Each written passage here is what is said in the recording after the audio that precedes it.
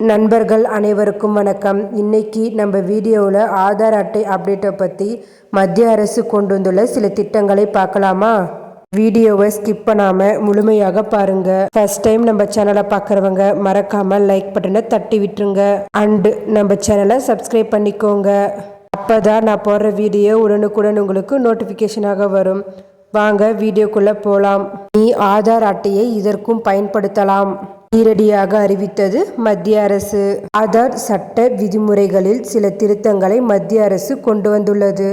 அதாவது இந்த திருத்தமானது ஆதார் விபரங்களை தனியார் நிறுவனங்களுக்கு பயன்படுத்தும் வகையில் உள்ளது.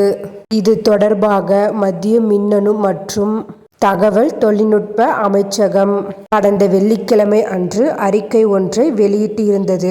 அதில் கூறியதாவது, 2026ஆம் ஆண்டின் ஆதார் சட்டப்படி ஆதார் விவரங்களில் சரிபார்ப்பு விதிமுறைகள் திருத்தம் கொண்டுவரப்பட்டுள்ளது. இனி அரசு மட்டுமின்றி தனியார் நிறுவனங்கள் வழங்கும் வர்த்தகம், பயணம், சுற்றுலா, மருத்துவம் உள்ளிட்ட பல்வேறு சேவைகளை பொதுமக்கள் தடையின்றி சுலபமாக பெற முடியும். திருத்தமானது பொதுநலம் கருதி பல்வேறு சேவைகளை வழங்குவதற்கு மேற்கொள்ளப்பட்டுள்ளது.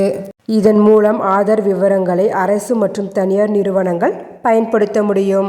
இந்த விவரங்களை பயன்படுத்த விரும்பும் தனியார் நிறுவனம் அதற்கான தேவை என்ன என்பதை குறித்த விவரங்கள் மத்திய மற்றும் மாநில அரசின் சம்பந்தப்பட்ட அமைச்சகம் அல்லது துறையிடம் விண்ணப்பிக்க வேண்டும். இதனை இந்திய தனித்துவ அடையாள ஆணையம் ஆராயும். அதன் பின் அதன் பரிந்துரையின் அடிப்படையில் அதற்கு மத்திய மின்னணு மற்றும் தகவல் தொழில்நுட்ப அமைச்சகம் ஒப்புதல் அளிக்கும். அதன் பின்னர் தனியார் நிறுவனங்கள் அதை பயன்படுத்திக் கொள்ளலாம். இந்த தகவல் மிகவும் பயனுள்ளதாக இருக்கும். மேலும் இதுபோல கவர்மெண்ட் அறிவிப்புகள், அனைத்து உண்மை அறிவிப்புகளும் உடனுக்குடன் தெரிந்து கொள்ள நம்ம சேனலை சப்ஸ்கிரைப் பண்ணிக்கோங்க.